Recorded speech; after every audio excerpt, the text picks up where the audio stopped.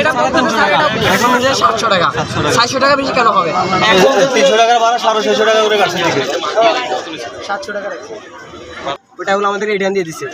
তার জন্য আমরা আলহামদুলিল্লাহ খুশি, এরকম যে সবসময় হয়। ভিডিও করে গতকাল থেকে অভিযোগ পাচ্ছিলাম যে বাড়তি ভাড়া আদায় করা হচ্ছে, সেটার ভিত্তিতে আমাদের র্যাব 11 এর সহযোগিতায় আমরা এখানে অভিযান পরিচালনা করেছি।